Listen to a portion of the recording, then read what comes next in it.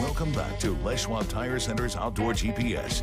It's time for Owin's Field Report, sponsored by Les Schwab Tire Centers.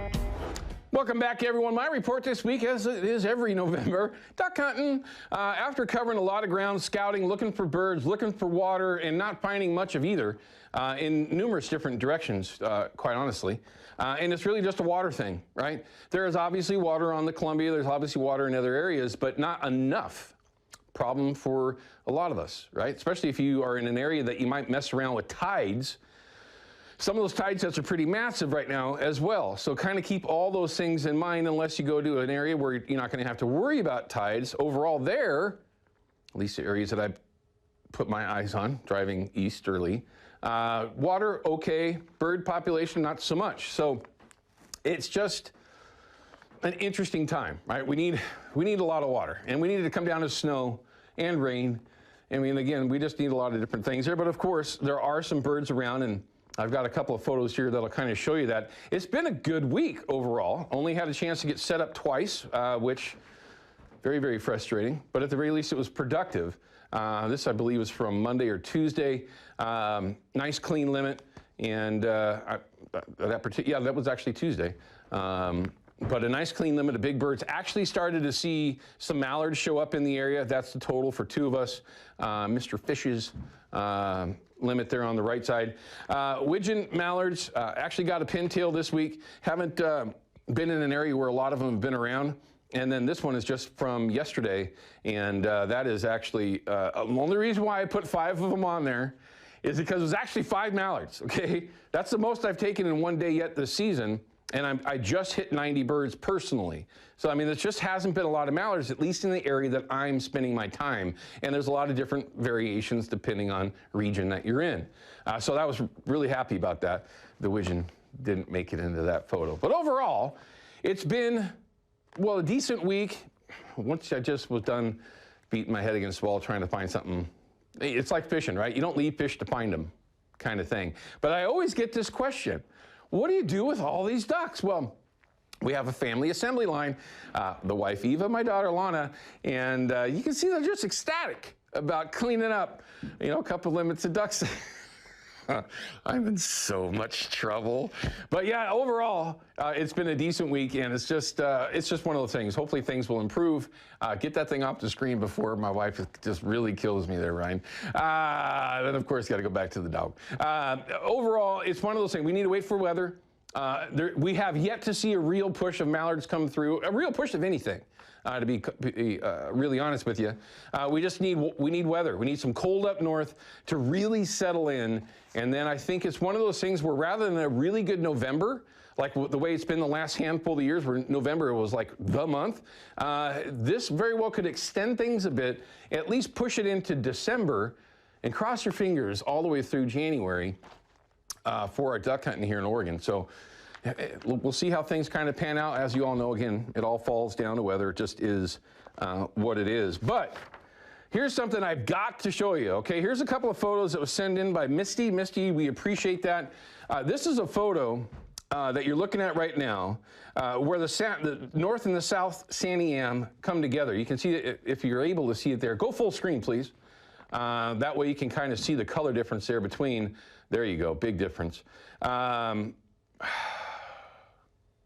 What they're doing is drawing down green Peter. Now, don't go to the nasty photo yet. Oh, yeah, go ahead. There you go. This is another photo that Missy sent in, and all those little white specks that you see there mixed in with all those leaves, those are all dead kokanee. Green Peter's been drawn down to near nothing, okay? And they're doing this in hopes of bringing back, now I want you to all listen to this, because this is the kind of stuff we have to deal with. It's really, really sad. They're trying to bring back a native run of salmon. Now, I just want you to wrap your head around that, because this dam, was built in 1967. That was the end of it. Now, common sense is very rare these days, all right? Now, we have to just admit that. It is what it is. There's a lot of people that think they're doing the right thing in the big picture of things. What they've done is just destroyed green Peter. These fish will not recover. It's over with. It's going to take years for this to come back around for something that isn't... See, this is how I get sidetracked, and I'm not going to do that. Here's a way, though, that you can get your opinions out there or maybe participate in a little bit. They have a meeting that's coming up on Monday, the 20th at 5:30 p.m. in the Sweet Home City Hall. If you live in the area or you're going to be there, or if you'd like to make the trip down to get your opinion in there, you know, do your research the best that you can. And you can, again, see this video here of all these fish. And this is just one specific small area. But this is just a tragedy. You know, and again, I've mentioned this in the past. I appreciate, you know, environmental groups and I mean, just idiot organizations out there that think that they're doing something good. Well, in the end, this is what you're doing. You're literally destroying a very, very good fishery. One of the bright spots that we had here in Oregon. I mean, I hope you're proud of yourself, because you ain't going to get a wild or native return of salmon. That's, again, Owen, stop it. You can participate. Go to the City Hall meeting if you wish to. Make your comments heard. 5:30 on the 20th. That would be Monday. I need to move on. Let's go ahead and check the river levels real quickly. Not a lot of excitement going on here, but there is going to be a bounce. Tonight we've got some weather that's coming in. We'll check in with Katie Suniga in a little bit and find out what will really happen. But Home River, yeah, going to be a little bit of a bounce. You know, this week I really wanted to get the boat out. I just didn't. Moving along, taking a look at the North Coast, there might be a small bounce along some of those North Coast rivers. I wouldn't expect it to be much, a foot or so, which is a good thing. Although I will admit, any of these rivers that you're seeing at the peak of these bounces, there's going to be a ton of leaves in the water, let alone maybe a little bit of color from mud. But there's going to be a lot of leaves that make it into the system. Because of a little bit of a cold snap, and then you get the wind from this cold front that's coming through, and it could make things challenging, say tomorrow, Monday, Tuesday-ish, if you're going to be spending any time along any of the tribs up and down the coast. So kind of keep that in mind if you're going to be making plans heading that way. Although winter steelhead is around the corner, a lot of us, that's what we're waiting on. And here's a really cool way that you can get some, well, free stuff from Procure. Send Jason an email, jason@procure.com. Have a chance to win a weekly prize pack that is now slanted towards winter steelhead, you know, for that matter, all kinds of different things. But, you know, when you got winter steelhead right around the corner, I know that's what I'm looking forward to, but we'll see how the remainder of the fall Chinook season goes, because I didn't get to show you any photos last year, but if you watch the show long, you know I love to show you some of those fall Chinook photos in November and December. We'll see how the water conditions play out there. Let's go ahead and check in with Katie, though, and find out what the weather is going to be like the next handful of days. And, you know, Katie, it's not that I give you a hard time, but I say the same thing every time. I want rain, rain, rain, just because I'm being selfish. Yeah. But this is pretty darn nice weather when you're talking about the middle of November.